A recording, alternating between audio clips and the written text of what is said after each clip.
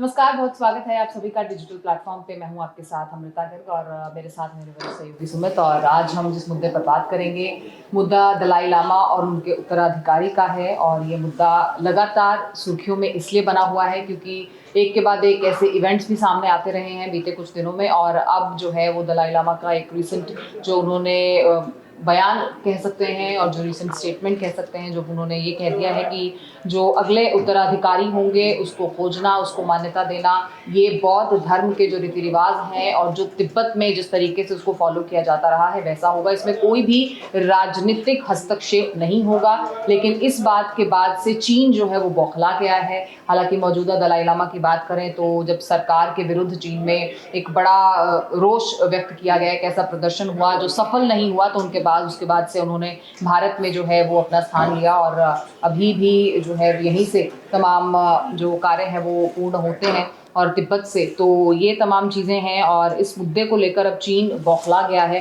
तो सुमित, आपसे मैं ये जानना चाहूँगी कि इस बौखलाहट की वजह क्या, और क्या लगता है कि इसका कुछ नतीजा होगा, क्योंकि ये मामला धर्म, आस्था और विश्वास का है। और जो दलाई लामा ने कह दिया वो उसको चीन काट तो नहीं सकता, लेकिन क्या आगे आपको लगता है कि कुछ और रोज प्रतिरोध देखने को मिलेगा? बिल्कुल प्रतिरोध होगा अमृता। और क्योंकि तिब्बत एक ऐसा मसला है, देखिए तिब्बत पर चीन को कब्जा किए हुए 50 साल से ज़्यादा वक्त हो चुका है।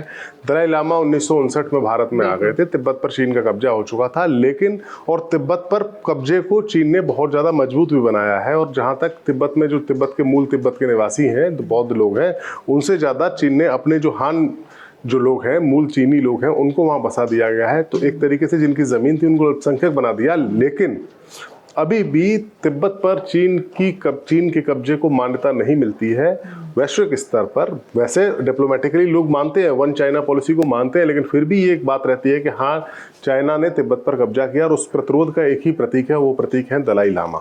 दलाई लामा जो कि जो तिब्बत का बुद्धिज्म है उसके सबसे बड़े लीडर हैं। दलाई लामा काफ़ी छोटे थे, 14-15 साल के, जब भारत आ गए थे 1959 में। उसके बाद से चूंकि उनके सर्वोच्च धार्मिक गुरु भारत में रह रहे थे, धर्मशाला में उनको शरण दी गई है और एक निर्वासित सरकार तिब्बत में चल रही है, तो फिर चीन का कब्जा तिब्बत पर पूरा नहीं माना जा रहा था। चीन का तिब्बत पर कब्जे को एक तरह से एक कंप्लीट कब्जा उसको नहीं माना जा रहा था कि तिब्बत चीन का ही पार्ट है। हालांकि चीन भी उसको एक ऑटोनोमस रीजन बताता है अपना, लेकिन वास्तविकता तो यही है कि चीन का कब्जा है उस पर। तो अब समस्या ये थी कि अगला दलाई लामा कौन होगा। दलाई लामा इस साल 90 साल के होने वाले हैं। और इसे लेकर 11 साल पहले भी उनका एक स्टेटमेंट आया था, एक ऐसा संघ या बैठक थी जिसमें उन्होंने कहा कि ये तिब्बत के लोगों को और वहाँ की आस्थाओं के हिसाब से अब हमें तय करना है कि इस परंपरा को भी, ये भी एक सवाल था कि इस परंपरा को भी जारी रखा जाए, आगे दलाई लामा होंगे या नहीं होंगे। तो इसके पीछे क्या समझ आता है कि ये कलयुग की सत्यता को देखते हुए ये सवाल उठ रहे थे? कलयुग वाला सत्यता नहीं। देखिए क्या था ना कि ये जो दलाई लामा है, ये जब पहले हमको समझना होगा उस परंपरा को कि तिब्बत की जो बौद्ध परंपरा है वहां पर दलाई लामा को नियुक्त करना या यूं कहें कि किसी एक व्यक्ति को दलाई लामा मानना, वो सिस्टम है क्या? वो सिस्टम ये है कि वहां पर पुनर्जन्म की अवधारणा है। पुनर्जन्म की अवधारणा के तहत ये माना जाता है कि दलाई लामा जब देहावसान उनका होता है तो उसके पश्चात वो फिर उनकी आत्मा दूसरे किसी एक बच्चे में प्रवेश करती है, बच्चे एक पैदा होता है जो कि आगे चल के दलाई लामा बनता है। और उसकी पहचान के कई तरीके बताए जाते हैं कि कैसे अगले दलाई लामा को पहचाना जाए, फिर उनकी ट्रेनिंग करके उनको तैयार किया जाता है। ये उनकी एक परंपरा चल रही है जो कई सालों से, सदियों से चल रही है। तो ये इसी परंपरा के तहत जो मौजूदा दलाई लामा है, इनको जो है दलाई लामा बनाया गया था। लेकिन तब हालात कुछ और थे। अब हालात क्या है कि ये जब 14-15 साल के, 16 साल के थे तब ये भारत आ गए। उसके बाद चीन का कब्जा हो गया उसी समय। तो उसके बाद चीन की जो अथॉरिटी थी तिब्बत में, वो जमीन पर जरूर अथॉरिटी थी, बट तिब्बतन पीपल जो है, तिब्बत के लोग जो, उन पर चीन की अथॉरिटी काबिज नहीं हो पाई थी क्योंकि दलाई लामा यहाँ पर थे। चीन इंतजार कर रहा था कई सालों से कि एक वो मौका आएगा जब ये दलाई लामा, इनका देहावसान होगा, जब ये धरती पर नहीं रहेंगे, फिर वो अपनी अथॉरिटी को मजबूत करेगा, क्योंकि जो भी नए दलाई लामा बनेंगे वो अपनी मर्जी से उनको बनाएगा। अब यहाँ पर दलाई लामा ने जो 2011 में जो बात कही थी, वो ये कही थी कि जरूरी नहीं कि दलाई लामा अगले बनाए जाए, परंपरा रखी जाए या नहीं रखी जाए। उसको अब डिफर करते हुए दलाई लामा ने कहा है कि मेरा पुनर्जन्म होगा वो कहाँ होगा, कैसे होगा, उसके क्या नियम होंगे, कैसे उस बच्चे की पहचान की जाएगी, ये डिसाइड करने का अधिकार उनके द्वारा बनाई गई एक फाउंडेशन है, सिर्फ उसको है। जो परम पूज्य दलाई लामा ने जो फाउंडेशन बनाई है उसी को ये अधिकार है। ऐसा नहीं होगा, दलाई लामा का कहना है कि चाइना अपनी तरफ से किसी बच्चे को लाके खड़ा कर दे और कह दे कि ये है दलाई लामा, क्योंकि तिब्बत की जो मूल पॉपुलेशन है, ज़्यादातर पॉपुलेशन वो तो चीन में ही है अभी। दलाई लामा तो अभी जो निर्वासित, उनके निर्वासन के दौरान जो लोग आए थे, बाद में लोग आए थे, वो धर्मशाला में रह रहे हैं। और बाकी दुनिया में जितने जो तिब्बती बौद्ध रह रहे हैं वो उनका एक्सेस दलाई लामा तक है, वो मानते हैं। लेकिन जो तिब्बत के बौद्ध हैं, हालांकि वो भी अपनी कनेक्शन तो दलाई लामा के साथ जोड़ते हैं, लेकिन वो चीन के आधिपत्य में रह रहे हैं। तो फिर जो नए दलाई लामा होंगे, कहीं ऐसा ना हो कि चीन एक किसी और को बैठाए और कहे कि हमारे हिसाब से ये है दलाई लामा, नए दलाई लामा ये है। तो मेन लड़ाई जो है वो ये है कि अगले दलाई लामा कौन होंगे। जो अगले दलाई लामा होंगे उसी से डिसाइड होगा कि क्या तिब्बत पर चीन के कब्जे को मान्यता मिलती है, सांस्कृतिक रूप से या नैतिक रूप से, वो उस पर डिपेंड करेगा। क्योंकि दलाई लामा ही तिब्बत में चीन के प्रतिरोध का एकमात्र चेहरा है, जो पिछले 50 साल से ज्यादा वक्त से बने हुए हैं।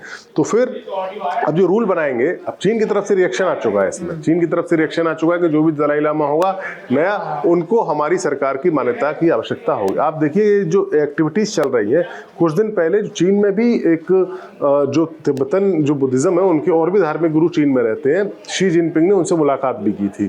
तो चीन भी इस बात को समझ रहा है कि अब चूंकि दलाई लामा 90 साल के होने जा रहे हैं, तो फिर चीजें, मुझे लगता है कि उन्हें भी लग रहा है कि शायद ये उनके 90 साल का जीवन काल काफी बड़ा होता है, तो शायद लग रहा है कि जाते जाते में दलाई लामा कहीं कुछ ऐसा ना कर जाए जिससे चीन का बना बनाया खेल बिगड़ जाए। लेकिन अब चीन के पास विकल्प क्या है, क्योंकि उन्होंने तो घोषणा कर दी है कि इसमें कोई भी राजनीतिक हस्तक्षेप नहीं होगा, चीन की सरकार कुछ नहीं कर सकती, वहां से कोई भी उठकर ये नहीं कह सकता कि ये दलाई लामा होंगे। अब जो संस्था का जिक्र किया गया वो भी उनकी खुद की संस्था है, तो इस पर क्या चीन भी सवाल उठा सकता है? चीन ने सवाल उठाए, चीन ने कहा है ना कि जो भी नए दलाई लामा बनेंगे उनको हमारी सरकार की मान्यता की आवश्यकता होगी। तो ऐसा है? हाँ, नहीं ऐसा क्या, आप देखिए ना, ये सब स्पिरिचुअल वाली बात है और ये मानने वाली बात है। जो जमीन है, जमीन पर तो कब्जा चीन का है, तिब्बत पर चीन का कब्जा है, लेकिन तिब्बत के जो लोग हैं वो दलाई लामा को मानते हैं। दलाई लामा ने जो संस्था बनाई, या दलाई लामा जिसको प्रमोट करेंगे, उसी जिस बोर्ड को या जिस फाउंडेशन को, वो जिस बच्चे को नया दलाई लामा मानेंगे उसी को तिब्बत के लोग अपना दलाई लामा मानेंगे, अपना गुरु मानेंगे। चीन के साथ ये समस्या ये है कि चीन फोर्स नहीं कर सकता। चीन फोर्स से जो कुछ हासिल कर सकता था वो उसने हासिल कर लिया। ताकत के जरिए उसको तिब्बत पर कब्जा करना था, उसने तिब्बत पर कब्जा किया। ताकत के जरिए उसे तिब्बत का जो जनसांख्यिकीय स्वरूप था, जो उसकी डेमोग्राफी थी, जिसको बदलना था, जहाँ तिब्बतन लोग बहुमत में थे या बहुसंख्यक थे, उनको वहाँ अल्पसंख्यक बना दिया चीन ने। वहाँ पर तिब्बत के जो नेचुरल रिसोर्सेज जितने थे उसको उसने दोहन कर लिया, जितना कब्जा कर सकता था कर लिया, जितनी मजबूती से अपने मिलिट्री वहाँ स्थापित करनी थी, सब कुछ ज्योग्राफिकली जो भी कर सकता था, ताकत के बल पर चीन जो कुछ कर सकता था वो उसने कर लिया। अब बात बची है नैतिकता की और स्पिरिचुअल कनेक्शन की और मान्यता की। तो मान्यता तिब्बत के लोगों की दलाई लामा के साथ है।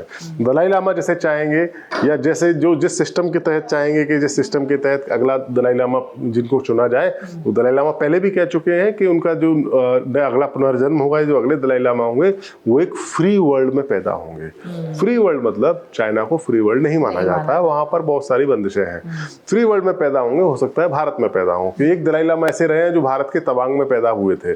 तो ये भी संभव है कि अगले दलाई लामा शायद वो कुछ ऐसी पहचान बताएं कि वो भारत में ही पैदा हो या कहीं और, क्योंकि तिब्बती तो पूरी दुनिया में रह रहे हैं कहीं ना कहीं, तो वहां पैदा हो। लेकिन दलाई लामा ने साफ किया है कि चीन में वो पैदा नहीं होंगे, उनका पुनर्जन्म चीन में नहीं होगा।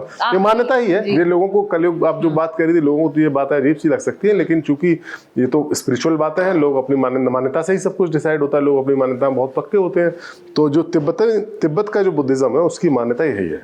अब आखिरी सवाल इस पर ये कि अगर जो चीन चाहता है उसके विपरीत चीजें होती हैं, तो वो तो पहले ही उसके विपरीत है। दलाई लामा पहले ही चीन में नहीं है, और अगर चीन जो है वो अपनी पावर के जरिए जो वो चाहता है वो करने में कामयाब हो जाए, तो किस तरीके से हालात बदलेंगे? देखिए चीन क्या करेगा, ज्यादा से ज्यादा चीन क्या करेगा, ये दलाई लामा जिसका फाउंडेशन जो बताएगा कि ये पहचान है और ये अगले दलाई लामा हो सकते हैं, किसी बच्चे की पहचान होगी। या देखिए दो तरीके इसमें ये भी चलता है कि उनका देहावसान होने के बाद कहा जाता है कि उनकी आत्मा दूसरे में गई और उन्होंने पुनर्जन्म लिया। एक सिस्टम, ये भी एक परंपरा ये भी चलती है कि उनके जीवित रहते ही वो पहचान बताते हैं कि पुनर्जन्म उस जगह पर हो चुका है। तो हो सकता है दलाई लामा अपनी मौजूदगी में, अपने जीवन काल में ही बता दें कि ये बच्चा मेरा जो है वारिस है। तो फिर तो चीन के हाथ कट जाएंगे। हाथ नहीं कटेंगे। चीन कहेगा कि हम उसको मान्यता नहीं देते दलाई लामा के तौर पर, तो चीन की मान्यता देने या ना देने, देखिए पोजीशन थोड़ी सी दलाई लामा या तिब्बती उनकी भी कमजोर होगी, क्योंकि फिर चीन के पास भी कई सारे ऐसे तिब्बत के धार्मिक गुरु हैं जो दलाई लामा के बाद दूसरी, तीसरी या चौथी रैंकिंग में आते हैं, वो चीन में रह रहे हैं और चीन के पक्ष की बातें कर रहे हैं। ये भी एक पहलू है। लेकिन चूंकि दलाई लामा सबसे बड़े लीडर हैं और भारत में रह रहे हैं, निर्वासन में रह रहे हैं, भाग कर आए थे, पैदल आए थे, चल कर आए थे, चीन उन्हें पकड़ नहीं पाया था, बड़ी मुश्किल से यहाँ पर आए थे, तो मुझे लगता है कि वो उनकी बात का वजन ज्यादा होगा। नंबर 1। नंबर 2, एक बात और मैं बताना चाहूँगा, इसमें अमेरिका भी एक प्लेयर है। अमेरिका भी एक प्लेयर है, क्योंकि अमेरिका का तो प्रॉपर चीन का अमेरिका में तो प्रॉपर हाँ 36 का आंकड़ा है, और तिब्बत को लेकर अमेरिका की पॉलिसी बहुत सख्त रही है, वो दलाई लामा को ही मान्यता देते हैं। और एक पूरा प्रॉपर उनका विदेश विभाग का डिपार्टमेंट है, जिसमें एक अधिकारी की नियुक्ति भी होती है, जो तिब्बत के मामलों का ही डिपार्टमेंट है केवल। तो मुझे लगता है कि अमेरिका भी उसमें खेल खेलेगा अपना, और फिर सारी बातें प्रोपेगेंडा पर आएंगी, कौन कितनी बात, कितना एजेंडा सेट किया जाता है, कहाँ कहाँ बात कैसे फैलाई जाती है, और लोगों को एजेंडा सेट करने में कितना मदद की जा सकती है। चीन की तरफ से भी बात होगी, तो कन्विंस करना होगा मेन तिब्बती लोगों को ही कि आप किसको असली दलाई लामा मान रहे हैं। अगर ये स्थिति पैदा होती है तो उस स्थिति में मुझे लगता है कि चीन पीछे रह जाएगा, क्योंकि अथॉरिटी अभी भी दलाई लामा के पास है। तो चलिए, ये जो लड़ाई है ये सांस्कृतिक रूप से चीन जीत पाता है या आगे क्या कॉन्सिक्वेंसेस होंगे, चीन जो चाहता है वो कर पाएगा या नहीं, क्योंकि दलाई लामा को जो कहना था वो कह चुके हैं। अब आने वाले समय में क्या वो अपना उत्तराधिकारी अपने रहते रहते नियुक्त करेंगे, ये भी अपने आप में एक बड़ा सवाल है। लेकिन ये तमाम चीजें भविष्य के गर्भ में है। अभी फिलहाल जो मुद्दा है वो ये कि दलाई लामा के इस बयान पर चीन का पलटवार आ गया है और एक और चिंगारी जो है वो भड़की हुई चीन में जो है नजर आती है। फिलहाल इस वीडियो में इजाजत दीजिए, अन्य किसी मसले के साथ फिर से हाजिर होंगे। नमस्कार।